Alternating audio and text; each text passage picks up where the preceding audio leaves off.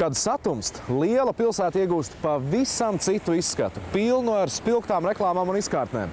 Bet kā tās tiek izgaismotas? Kādas reklāmas firmas speciālisti reiz nolēma izveidot labu neona gaismu ražošanas uzņēmumu Latvijā.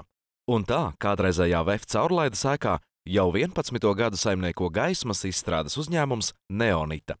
Teju 90% Rīgā izgaismoto uzņēmumu reklāmas stendi, uzraksti uz ēkām, kā arī daudzu uzņēmumu dekoratīvā apgaismojuma projektu izstrāde nevien Latvijā, bet arī ārvalstīs, ir Neonitas профессионального специалиста veikums. Это еще и атмосфера, это ощущение от жизни, это красиво.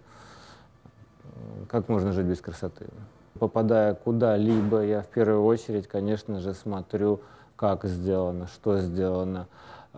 Сразу начинаю думать, как я бы это сделал. Neona locīšanas tehnoloģija aizgūta no ASV. Latvijā to nemāca. Speciālisti šo praksi apgūst pieredzes ceļā. Sekojot jaunākajām tehnoloģijām, Neonitas speciālisti ir kreatīvi projektu izstrādē, un pat 200 kvadrātmetrus liela apgaismes objekta radīšana nav šķērslis veicamo uzdevumu izpildīt kvalitatīvi. Я считаю, что надо работать так, чтобы самому нравилось то, что делаешь. И это не важно, что это реклама, это оформление какого-то фасада или это обустройство какого-то квартиры или дома внутри. Работа должна нравиться. Мне очень приятно оказаться во Франции, Исландии, в Германии, в Москве или в Петербурге, где я могу наблюдать свои работы и опять же, так же, как вы спрашиваете, критически на них смотреть. И мне нравится, что они работают.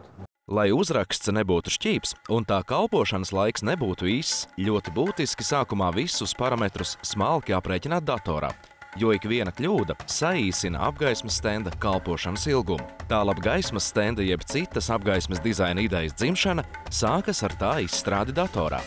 Ražošanā uzņēmums izmanto smalko itāļu stiklu. Modernās tehnoloģijas ļauj ražošanas procesā lietot pat tikai 6 mm stievas stikla caurulītes. Pēc tehniskā uzdevuma un izstrādātā šablona speciālists stikla caurulīti loka uz sildierīces, kas stiklu uzsilda nepieciešamajā temperatūrā tā, lai stiklu varētu izlocīt vajadzīgajā formā. Jāloka ļoti uzmanīgi.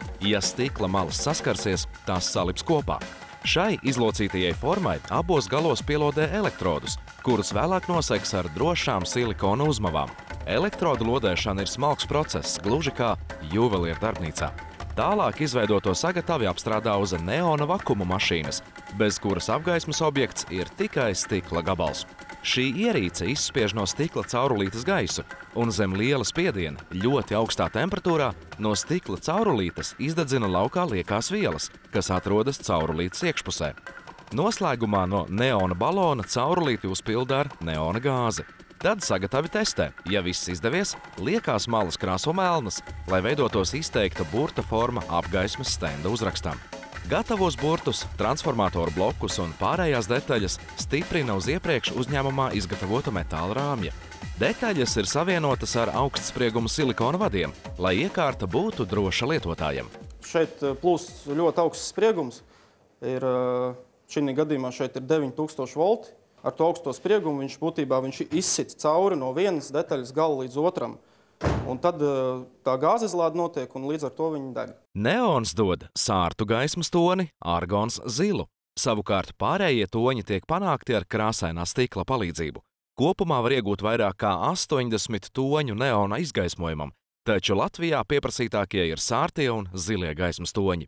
Vērtējot kritiski izgaismoto Rīgu, Neonitas speciālisti uzskata, ka galvaspilsētā vēl ir diezgan tumšs, salīdzinot ar citām attīstītām Eiropas pilsētām. Tā kā neona apgaismojums ir ekonomisks lietošanā, atliek cerēt, ka Rīga tomēr ar katru gadu kļūs gaišāka un krāsaināka tieši diennakts tumšajā laikā.